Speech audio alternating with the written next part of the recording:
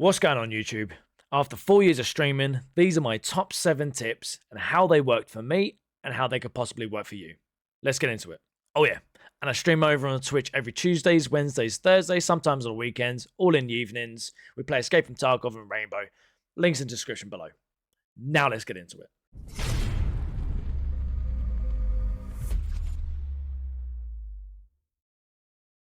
Tip number 1 is don't stream for a career. And this one I'm going to disagree with. So the reason why I'm going to disagree with it is because I believe it is okay to treat this as a career, to look at this as motivation. We're going to need motivation over time because yes, most people start out treating this as a hobby, as something they just want to do and they enjoy doing. And what then most people are saying when they say don't treat it as a career, because they're going to smaller streamers who are going look sub goals, donation goals, asking for money, asking for donations, saying don't look at this as something that you're going to do as a career because it takes a lot of work to get there. Just do it for fun. But over a long period of time, such as my 4 years, it started to flatten out and I didn't have much motivation. And I did find using this as a career and treating this as such was my motivation.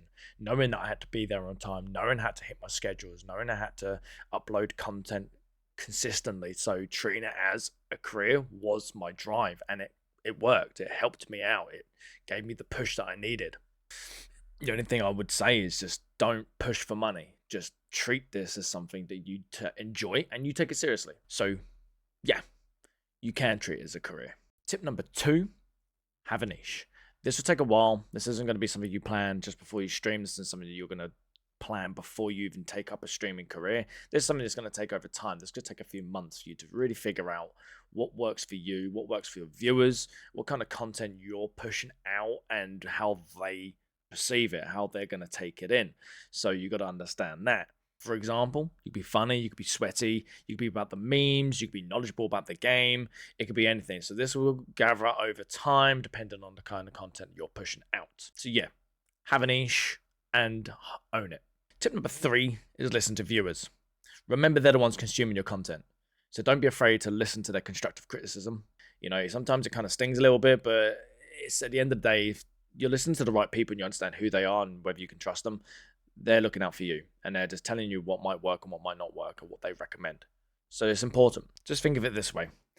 If you're focusing on being just a sweat, someone that just plays the game pretty heavy, and then people come in and over time, they'll say that they're not here because you play the game because they don't think you're that good at the game. They just find you funny and the content you put out's funny. It hurts a little bit, but it is how they see you. You might not be as good as you think you are, but they say that you're really funny.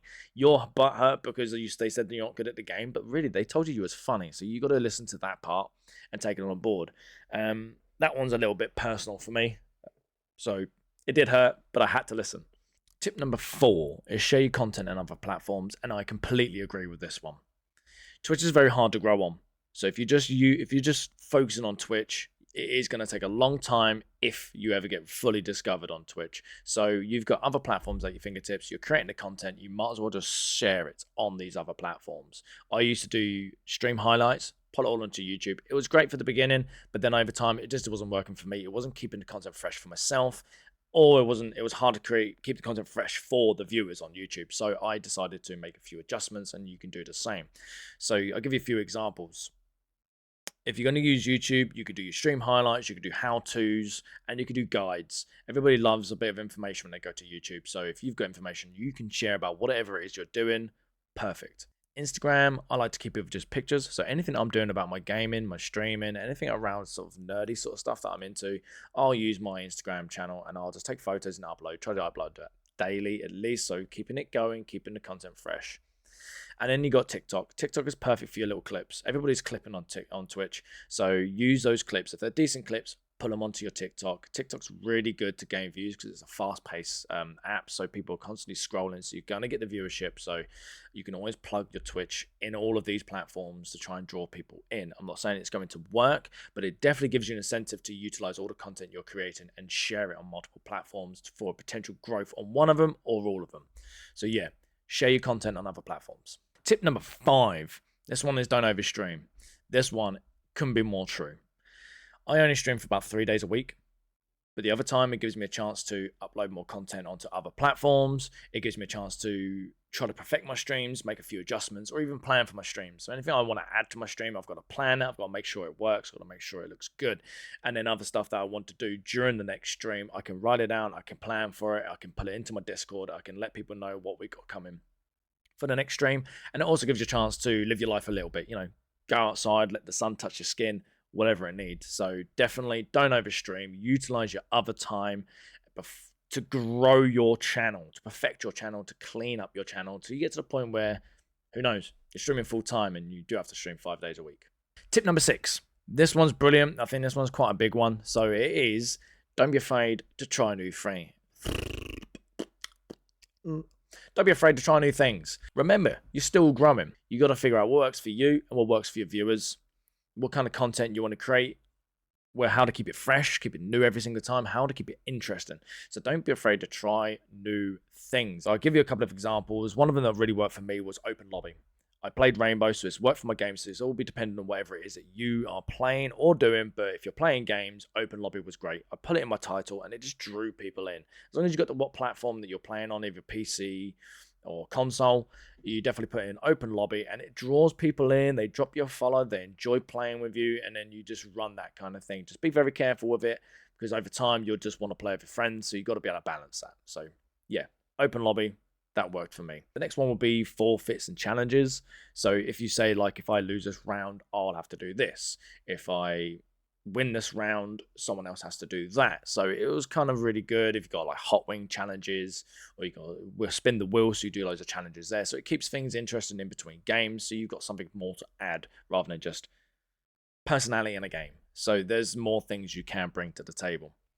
The next one is a friendly bit of drama. So this one will be more like 1v1s. If you want to create drama between you and your friends, you offer them out on 1v1. You could even create a friendly bit of drama between you and the viewer, and then you have them out on a 1v1. Again, it all depends on what you're playing, but me, I was shooter games, so 1v1s will definitely, it creates a bit of hype and it brings people in, so they're really interested in watching that.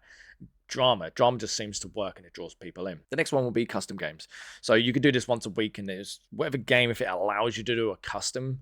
So we start off playing Blackout on Black Ops 4, and that one you could have up to 12 people, and we do a custom night on a Wednesday night. The other one would be your channel points. Remember, people earn points when they watch you, so when they build up channel points, you've got to allow them to spend it. And if you have some creative ideas that you can do with those channel points, it's brilliant.